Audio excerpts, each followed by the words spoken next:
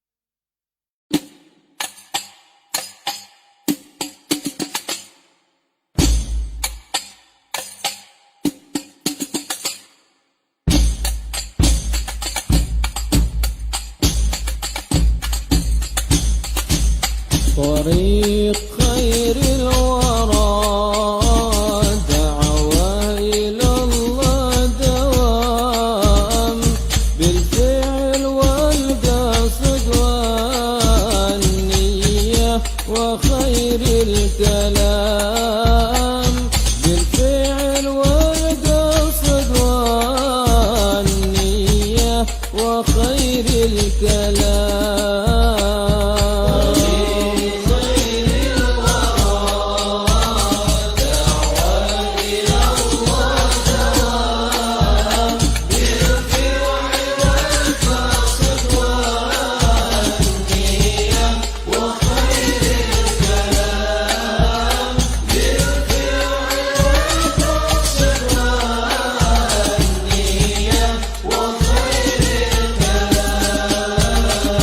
ومن تبع للنبي يرقى إلى على مقام هيا انشروا يا جماعة دعوته في الأنام بالشرق والغرب والبكرة وجنح الظلام وأبذلوا للمهاج وللحجا والحطام وأبذلوا للمهاج وللحجا والحطام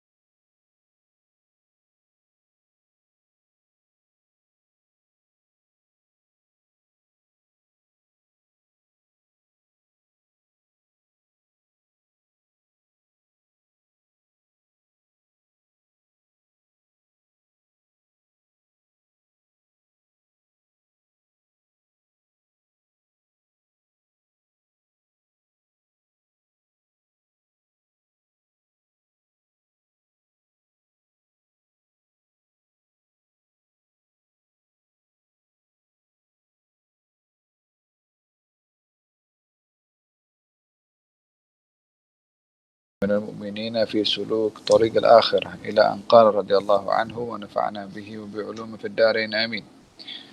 وعليك بصلة الرحم الأقرب فالأقرب وبالإحسان إلى الجيران الأدنى بابا فالأدنى.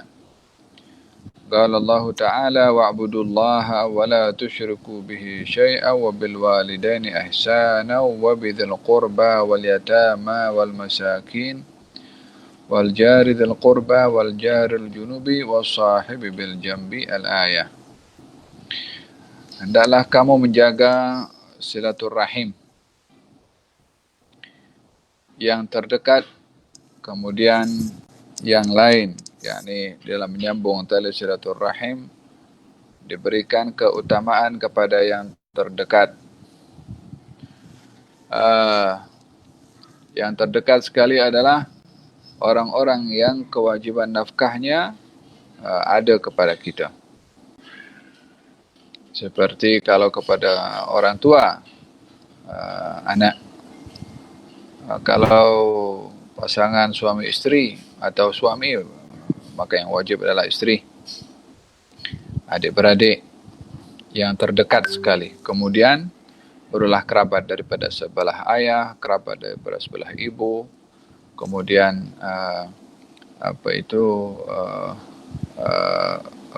kerabat dari sebelah atuk, sebelah nenek dan seterusnya. Nah, dan berbuat baik kepada jiran juga yang terdekat pintunya dengan kita. Jiran yang paling hampir pintunya dengan kita memiliki keutamaan untuk kita berbuat ihsan kepada mereka.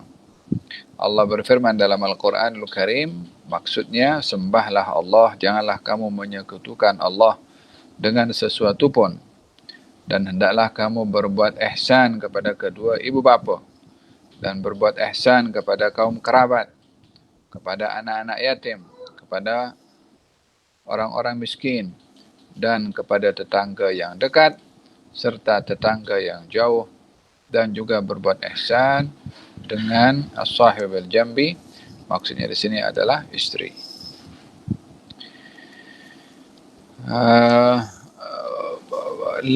Baginda Rasulullah sallallahu alaihi wa ala alihi wasallam beliau bersabda tentang pentingnya silaturrahim. Ayuhan nas afshus salam wa at'imut ta'am wasilul arham wa sallu bil laili wan nas niyam tadkhulul jannata bisalam.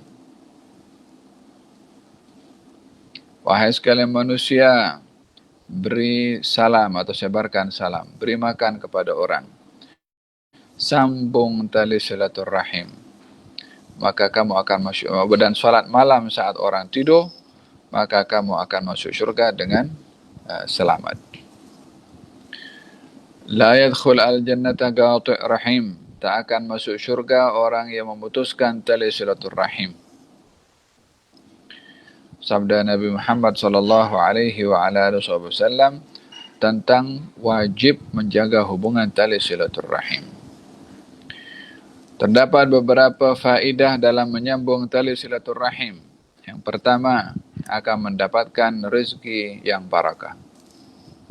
Yang kedua, akan diberikan barakah dalam umur. Yang ketiga, akan disayangi oleh ahli keluarga. Demikian sabda Nabi Muhammad sallallahu alaihi wa alihi wasallam. Beliau bersabda, "Man arada an yumidda lahu fi umrihi wa yubarik lahu fi rizqihi wa yuwassi' lahu fi rizqihi, falyattaqillaha wal yasil rahimah." Barang siapa yang ingin dipanjangkan umur, dimurahkan rezeki, maka hendaklah dia bertakwa kepada Allah dan menyambung tali silaturrahim. Dalam riwayat yang lain, wa ahabbahu ahluhu, akan dicintai, disukai oleh ahli keluarga. Bermakna orang suka menyambung tali silaturrahim, dirinya akan disayang oleh semua orang, oleh ahli kerabat. Karena apa? Karena menyambung tali silaturrahim.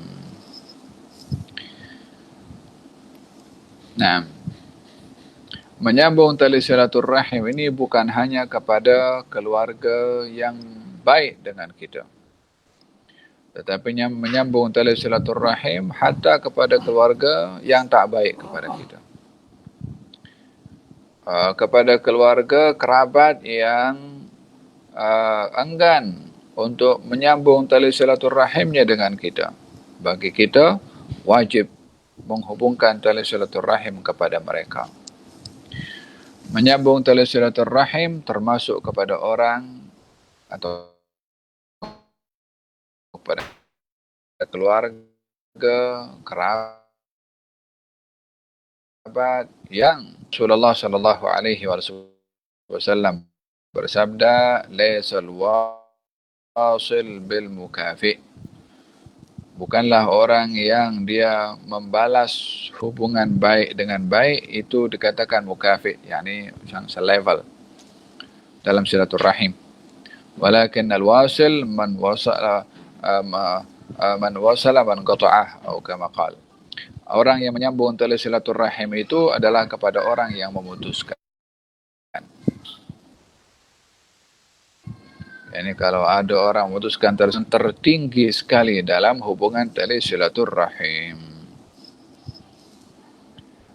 La ilaha illallah.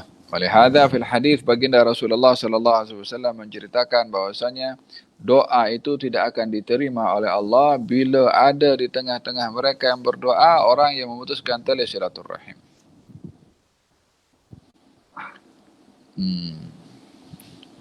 Sampai bila berdoa disuruh kepada jamaah, kalau ada di antara kamu yang memutuskan tali silaturrahim, harap keluar daripada jamaah.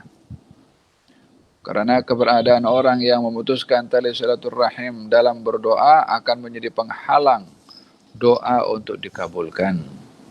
Dahsyatnya perbuatan memutuskan tali silaturrahim. Faham dong? Walaupun orang yang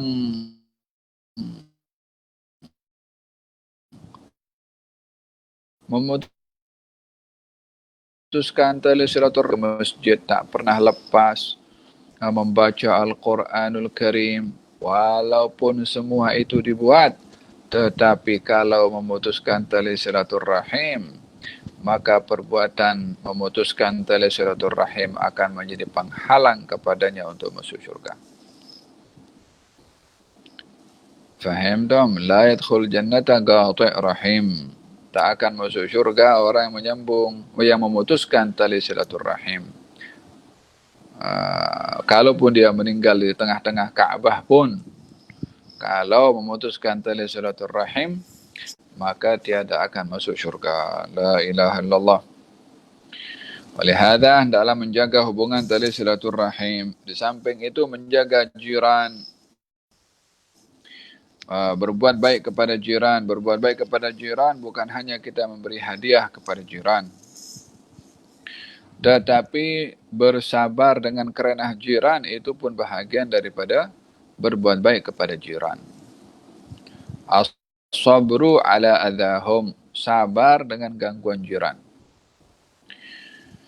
Kadang-kadang ada jiran yang mengganggu dengan sengaja, ada kadang-kadang yang tak sengaja. Macam mana tak sengaja? Contohnya kalau jiran menjemur pakaian, kemudian airnya jatuh kena kepada kita punya kereta di bawah.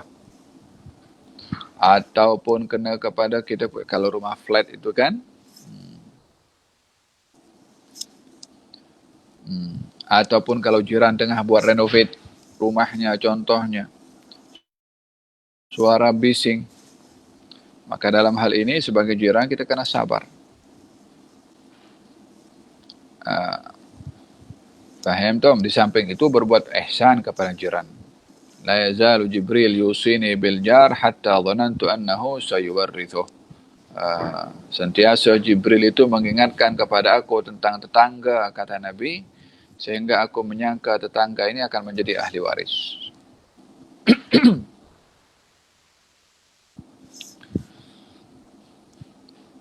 Fahimtum? Hadza berkenaan dengan jiran. Man kan yu'min billahi wal yawmil akhir fal yukrim jarahu. Barang siapa yang beriman kepada Allah dan hari akhirat, maka hendaklah dia berbuat baik kepada jirannya.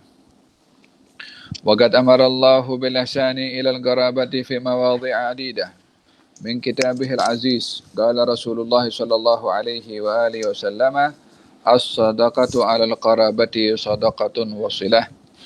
وقال عليه الصلاة والسلام من كان يؤمن بالله واليوم الآخر فليصل رحمه. وفي حديث آخر من كان يؤمن بالله واليوم الآخر فليكرم جاره. وقال عليه الصلاة والسلام ما زال جبريل يوصيني بالجار حتى خشيت أنه سيورثه. Terdapat perintah daripada Allah untuk kita berbuat baik kepada kaum kerabat dalam beberapa ayatnya.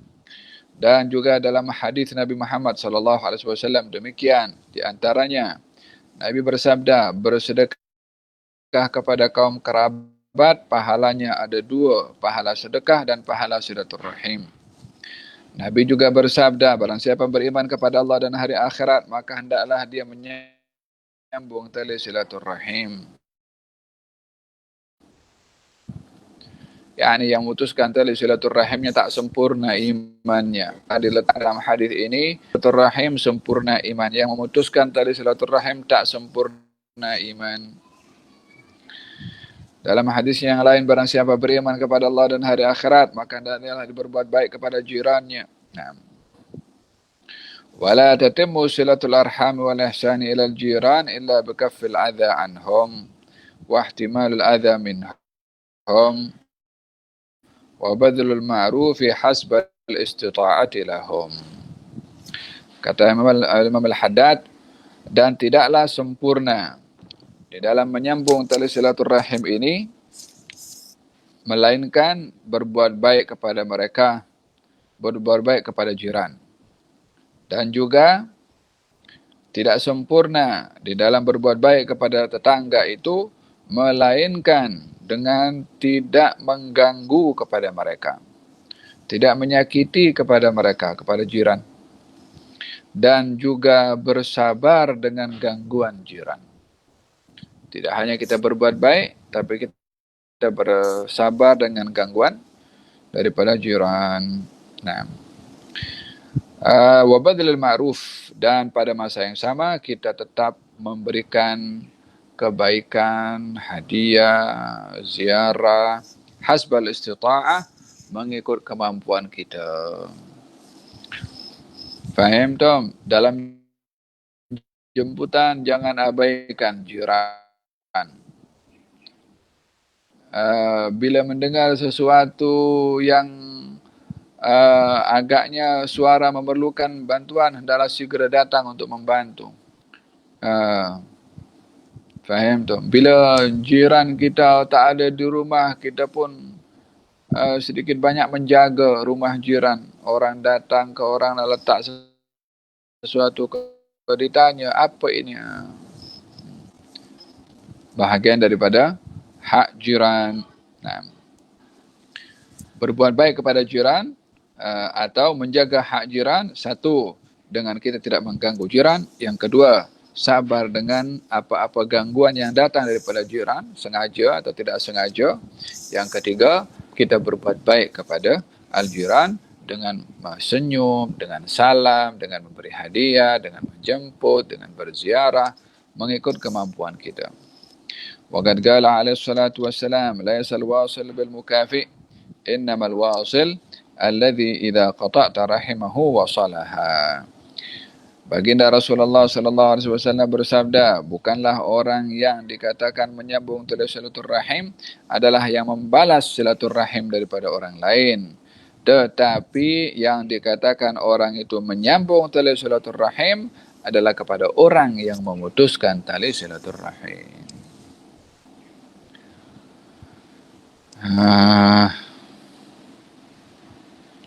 وقال عليه الصلاة والسلام وطنوا أنفسكم على أن تحسنوا إذا أحسن الناس ولا تيأسوا إذا أساءوا وبالله التوفيق.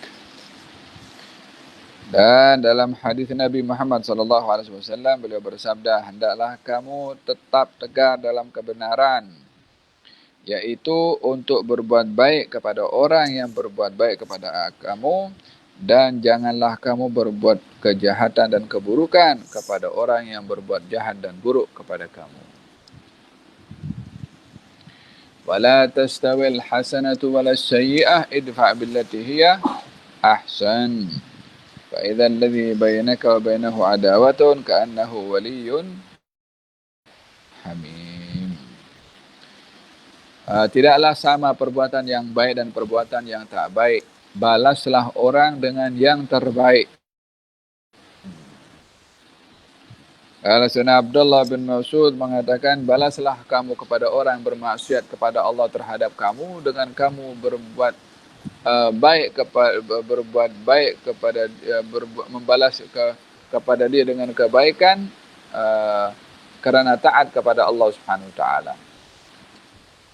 Balaslah kepada orang yang bermaksiat kepada Allah terhadap kamu dengan kamu berbuat baik kepada dia sebagai tanda taat kamu kepada Allah.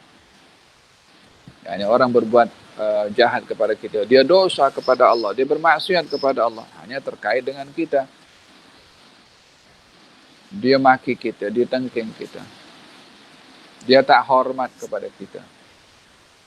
Apa patut kita buat? Kita berbuat taat kepada Allah terhadap dia. Macam mana berbuat taat kepada Allah terhadap dia? Kita tak perlu maki, tak perlu tengking, tak perlu buat seperti apa yang dia buat kepada kita. Karena yang dia buat kepada kita, maksiat dia kepada Allah. Yang kita buat patutnya taat kita kepada Allah terhadap dia. Dan demikian sabda baginda Rasulullah sallallahu alaihi wa ala alihi wasallam yang bersabda, innallaha katabal ihsana ala kulli syai. Allah telah mewajibkan kita berbuat ihsan terhadap segala sesuatu. Faham tak? Ketika beliau bersabda tentang orang-orang yang telah memaki kepada beliau dan beliau tidak membalas makian dengan makian, beliau bersabda, saya diutus oleh Allah bukan sebagai tukang caci maki.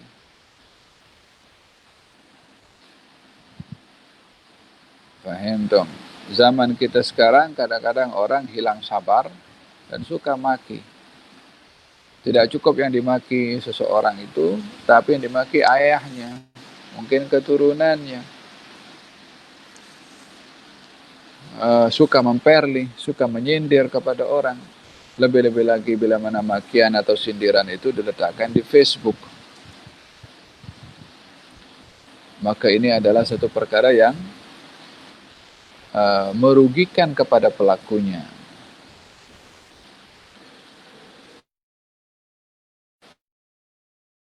Faham dong, kata baginda Rasulullah SAW, tukang caci maki, tukang tikam orang, bukan itu. Sibabul muslim fusuqun wa qitaluhu kufrun. Mencaci orang Islam itu adalah perbuatan fasik dan membunuhnya adalah perbuatan orang kafir.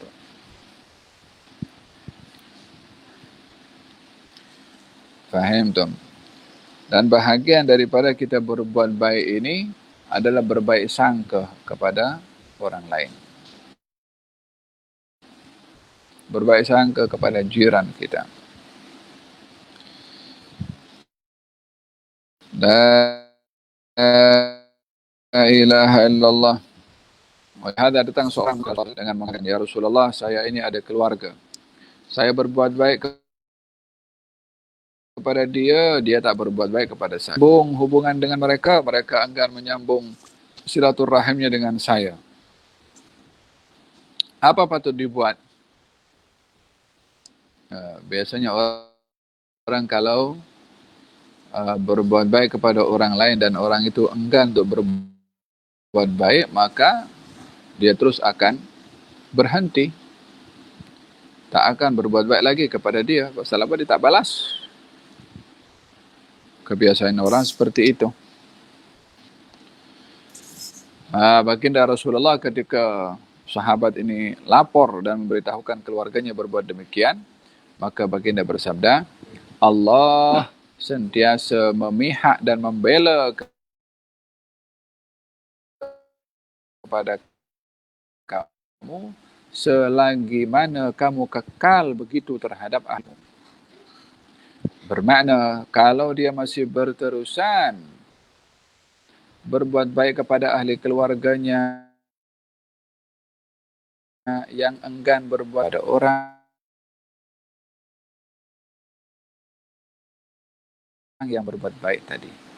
Pesan untuk memutuskan tali silaturahim karena orang lain yang memulai. So kita putuskan, tak boleh. Tidak boleh membalas kesalahan dengan kesalahan. Tidak boleh membalas maksiat dengan maksiat. Tetapi maksiat itu dibalas dengan ketaatan. Dahulu ada satu jirannya Imam Abu Hanifah. Imam Abu Hanifah. Abu Hanifah ini ada punya jirannya suka minum arak. Suka mabuk. Dan bila malam sudah mabuk, dia pun menyanyi. Menyanyi di tengah-tengah malam buta. Menyanyi tengah malam buta ni suaranya jadi keraslah pasal suasana hening. Jadi selama itu Imam Abu Hanifah terganggu dengan nyanyiannya jirannya ini yang mabuk setiap hari. Lagu yang dinyanyikan oleh jiran Imam Abu Hanifah itu sampai Imam Abu Hanifah hafal lagu tu. Pasal hari-hari menyanyi. Sampai satu malam Imam Abu Hanifah tak dengar lagi nyanyian tu. Maka dia pun heran, biasanya aku punya jiran yang menyanyi, kenapa hari ini tak menyanyi? Sakit ke? Ada apa-apa berlaku ke? Kalau kita yang jadi jirannya, alhamdulillah, mampus dia. Macam mana mampus dia? La ilaha illallah. Tapi al-arifin billah, orang-orang yang menghayati daripada akhlaknya Rasulullah sallallahu alaihi wasallam, justru menanamkan belas kasihan dan ingin memberikan hidayah kepada jirannya itu, kepada orang yang bersalah. Imam Abu Hanifah pun tertanya-tanya, mana jiran ini? Kenapa tak ada lagi nyanyian? Sakit ke? Dicari tahu keesokan harinya. Apa cerita dengan jirannya dah tak menyanyi lagi? Maka diberitahu bahwasanya jiran Imam Abu Hanifah kena tangkap dan dimasukkan dalam jail. Mungkin pasal minum arak lah kot. Walhasil kena tangkap dengan pihak berkuasa di Iraq. Maka Imam Abu Hanifah datang pergi ke wali Iraq. Wali Iraq ini kepada macam gubernur lah. Gubernur ketika mendengar didatangi oleh Imam Abu Hanifah, terkejut. Ini tak pernah-pernahnya Imam Abu Hanifah datang kecuali ada perkara mustahak, ada perkara penting. Maka segeralah dia pakai baju jumpa Imam Abu Hanifah untuk mendengar apa hajatnya yang penting. Kata Imam Abu Hanifah mengatakan, aku mendengar bahwasanya ada si fulan itu telah ditangkap dan dimasukkan dalam penjara. Aku merayu kepada engkau untuk menjamin agar supaya dia dibebaskan. Kata gubernur mengatakan, engkau datang tak ada sebab lain ke kecuali untuk membebaskan si fulan? Dia kata, ya, itulah hajat aku. Kata gubernur itu mengatakan, bukankah dia selalu mengganggu kepada engkau tiap malam? Bukankah sepatutnya seronok dengan dia kena tangkap? Kata Imam Abu Hanifah mengatakan, setelah aku mendengar sabda Rasulullah sallallahu alaihi wasallam, man kan yu'min billah wal yawmil akhir falyukrim jarahu aw falyuhsin ila jarih. Siapa orang beriman kepada Allah dan hari akhirat, hendaklah dia berbuat baik kepada jirannya. Kalau aku khawatir tak termasuk daripada golongan itu kalau aku tidak berbuat baik kepada jiran aku. Akhirnya dibebaskanlah orang tadi disebabkan karena syafaatnya Imam Abu Hanifah. Masa dibebaskan, jirannya tadi lalu keluar daripada jail. Nampak Imam Abu Hanifah yang membebaskan, dia pun malu. Katanya selama ini yang selalu mengganggu dengan nyanyian-nyanyian tiap malam, ternyata orang yang diganggu tu justru yang menyelamatkan dirinya. Dia pun insaf, dia pun bertaubat, menjadi murid dan belajar kepada Imam Abu Hanifah. Faham tak? Sentiasa bila seseorang itu mendahulukan kebaikan kepada orang lain, kebaikan akan memenangi. Ma kana al-linu fi syai'in illa zanah wa ma kana asy-syiddatu fi syai'in illa syanah. Tidaklah kelembutan itu didahulukan, melainkan akan mengalahkan kepada kekasaran, dan tidaklah digunakan kekasaran kepada sesuatu melainkan akan memburukkan kepada keadaan. Jangan kasar, jangan terlalu bawa dengan emosi dalam pergaulan kita keseharian. Jangan terlalu emosi dengan kawan-kawan kita, dengan teman-teman kita. Jangan cemburu, jangan jealous dengan kelebihan yang ada pada sahabat kita. Jangan merasa kecil karena handphone kita lebih murah berbandingkan handphone kawan kita. Jangan tak senang hati bila dilihat kawan kita lebih menikmati kepada makanan dan jamuan berbandingkan kita yang makan sikit. Jangan ada perasaan yang tidak baik kepada orang-orang yang ada di sekeliling kita. Jadikan mereka kawan untuk diambil manfaat oleh kita dan dia mengambil manfaat daripada kita. Khairun nas anfa'uhum linnas. Sebaik-baik orang adalah yang mendatangkan manfaat untuk orang lain. Al-khalqu kulluhum iyalullah fa ahabbuhum ilallahi anfa'uhum la iyalih. Semua makhluk itu memerlukan kepada Allah. Yang paling baik di sisi Allah adalah yang paling banyak mendatangkan manfaat untuk orang lain. Faham dong? Hadza berkenaan dengan bagaimana menjaga hubungan tali silaturahim dan juga berbuat baik kepada al-jiran. Nah. Wallahu ta'ala alam bisawab. InsyaAllah kita akan teruskan pengajar rawhah pada kelas yang akan datang. InsyaAllah. Moga-moga Allah subhanahu wa ta'ala memberikan kepada kita ilmu ladunni. Dan moga-moga Allah subhanahu wa ta'ala membuka dalam hati ini pintu-pintu ma'rifah kepada Allah subhanahu wa ta'ala. Dan moga-moga hati ini dipenuhi dengan pengagungan kepada Allah dan sesiapapun dan apapun yang diagungkan oleh Allah subhanahu wa ta'ala. Dan moga-moga dengan mengagungkan Allah, mengagungkan apa yang diagungkan oleh Allah, kita menjadi orang yang mulia di sisi Allah subhanahu wa ta'ala. Dan moga-moga Allah subhanahu wa ta'ala berikan kepada kita manisnya ibadah. Dan moga-moga Allah subhanahu wa ta'ala buka kepada kita pintu-pintu dan rahasia ibadah, khususnya ibadah puasa Ramadan ini ya Rabbal Alamin. Dan moga-moga Allah subhanahu wa ta'ala anugerahkan kepada kita ketakwaan yang tertinggi melalui amal ibadah puasa yang kita lakukan. Seperti Allah menjanjikan ketakwaan melalui puasa, moga-moga Allah subhanahu wa ta'ala jadikan kita orang-orang yang bertakwa. Amin, amin, ya Rabbal Alamin. Bisir al-Fatiha ila hadrat Nabi Muhammad sallallahu alaihi wasallam. Al-Fatiha. Bismillahirrahmanirrahim. Ar-Rahmanirrahim. Maliki yawmiddin. Iyyaka na'budu wa iyyaka nasta'in. Ihdinas siratal mustaqim. Siratal ladzina an'amta 'alaihim ghairil maghdubi 'alaihim waladdallin. Allahumma shalli wa sallim ala sayyidina Muhammadin wa ala alihi wasallam. صلى الله على سيدنا محمد وعلى اله وصحبه وسلم. الحمد لله رب العالمين. ربنا انفعنا بما علمتنا. رب علمنا الذي ينفعنا. رب فقهنا وفقه اهلنا وقرابات لنا في ديننا مع اهل القتر انثى وذكر. رب وفقنا ووفقهم لما ترتضي قولا وفعلا كرما. وارزق الكل حلالا دائما واخلا اتقيا علما نحظى بالخير نكفى كل شر.